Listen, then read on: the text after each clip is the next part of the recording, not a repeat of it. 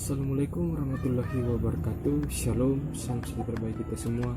Om Swastiastu, Namo Buddhaya, dan salam kebajikan. Perkenalkan, nama saya Mengadil Mas Terura. Sebelum saya presentasi, saya akan menjelaskan mengenai materi saya. Namun sebelum itu saya punya sebuah quote. Orang bijak mengatakan bahwa ilmu itu bukan apa yang dihafal, tapi apa yang bermanfaat untuk orang lain. Dan ketika menyampaikan sebuah manfaatan ilmu untuk orang lain, tentu mesti didasari oleh sebuah ilmu dan juga cara menyampaikannya efektif. Pada kesempatan kali ini saya akan menjelaskan mengenai studi pembelajaran hukum kawasan dan lingkungan negara Maroko sebagai salah satu subtopik pembelajaran. Maroko adalah negara yang menganut sistem hukum monarki, konstitusional, demokratis, parlementer, dan sosial. Negara ini berada di barat yang dibatasi oleh Samudra Atlantik, di utara oleh Selat Gibraltar dan Mediterania, dan dipisahkan dari benua Eropa hanya dengan 14 km laut. Negara ini memiliki perbatasan darat bersama dengan Aljazair, Mauritania, dan Spanyol. Penduduk asli Maroko adalah ras kuno yang disebut Berber. Setelah 44 tahun menjadi protektorat Prancis atau negara yang di bawah perlindungan Prancis, Maroko mencapai kemerdekaan pada tahun 1956. Sejak kemerdekaan, hukum Maroko telah dibentuk oleh hukum perdata Prancis dan kombinasi tradisi Muslim dan Yahudi. Konstitusi Maroko juga memainkan peran penting dalam membentuk hukum dan sistem hukum di Maroko. Perkembangan konstitusi terbaru terjadi setelah musim semi Arab. Menyusul pemberontakan ini, Maroko menyusun dan mengadopsi konstitusi baru pada Juli 2011. Konteks politik dan konstitusional Maroko mewakili situasi yang menarik karena memiliki raja yang berkuasa yang telah berkuasa selama lebih dari 3 abad. Ada sejumlah bahasa di Maroko. Dua bahasa resmi adalah bahasa Arab standar modern dan Amazigh Berber. Bahasa Arab Maroko dikenal sebagai Darija, adalah bahasa daerah asli yang diucapkan. Bahasa-bahasa prestis di Maroko adalah bahasa Arab dalam bentuk standar klasik dan modern, dan Prancis yang terakhir berfungsi sebagai bahasa kedua bagi banyak orang Maroko. Hukum lingkungan di Maroko bagi masalah lingkungan termasuk beberapa yang timbul dari kesulitan utama muncul dari ketergantungan Maroko pada air dan kerentanan ekonomi terhadap perubahan iklim. Maroko sekarang ditetapkan sebagai negara yang sulit air, pasokan per kapita dan kualitas air menurun. Daerah pedesaan kurang terlayanan dengan air dan ada kerugian besar baik dengan irigasi yang saat ini menyumbang 85% dari penggunaan air dan sistem air minum di daerah perkotaan. Selain itu, negara ini menderita pencemaran minyak di pesisirnya. Dalam upaya untuk memecahkan kesulitan ini, Maroko telah membuat beberapa kemajuan ke arah penetapan perencanaan aksi lingkungan nasional. Tetapi kesadaran dan koordinasi kelembagaan secara keseluruhan lemah. Maroko bagaimanapun adalah pihak dalam berbagai perjanjian internasional mengenai masalah perlindungan lingkungan seperti keanekaragaman hayati, perubahan iklim, spesies yang terancam punah, pembuangan laut, konservasi kehidupan laut dan barang hijau dan hilir, perlindungan lapisan ozon, perlindungan warisan budaya dan alam dunia, dan perlindungan dari lahan basah. Juga telah mendatangkan perjanjian untuk membentuk Dewan Perikanan dalam umum untuk Mediterania dan Komisi Pengendalian Belalang Burung di Timur. Selain itu, Maroko telah mendatangani, tetapi sebelum meratifkan perjanjian lebih lanjut tentang penggurunan, kodifikasi lingkungan dan hukum laut. Beberapa pengusulan dan pajak dan jalannya telah diserahkan ke orang yang entitas yang mempromosikan untuk menyerahkan perlindungan lingkungan. Sistem peradilan.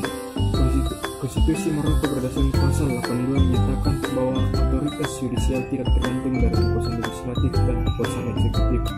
Raja adalah penjamin kemandirian kekuasaan kehakiman. Pengadilan di Maroko diatur oleh Dekret Hukum tanggal 15 Juli 1974 tentang organisasi pengadilan sebagaimana telah diubah dan dimodifikasi. Pengadilan dibagi menjadi 3 jenis prinsip pengadilan, yaitu pengadilan yurisdiksi umum, itu seperti mengurus atau menangani semua urusan sipil yang relevan dengan pribadi atau warisan, undang-undang komersial atau sosial. Kedua, pengadilan yurisdiksi khusus. Pengadilan ini menangani kasus korupsi dan penghapusan di mana hakim atau pegawai pemerintah terlibat. Pengadilan khusus ketiga, pengadilan ini menangani kasus kriminal kekuatan tertinggi peninjauan kembali terletak pada Mahkamah Agung.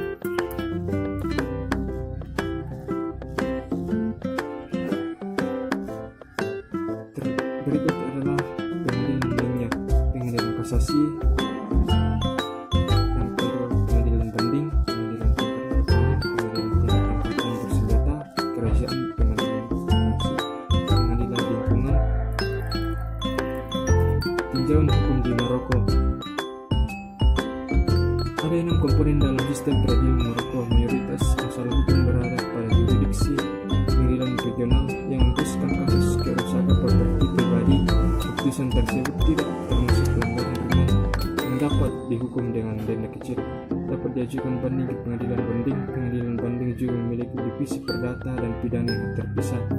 Terlepas dari pengumuman sebelumnya, Undang-Undang Perdagangan yang baru yang disahkan pada tanggal 18 Mei 1996 tidak membentuk pengadilan niaga khusus Court of First Instance, mengadili kejahatan yang dapat dihukum hingga 5 tahun penjara, dan kasus perdata status pribadi dan komersial, penilaian moneter dan jumlah kecil tidak dapat diajukan banding.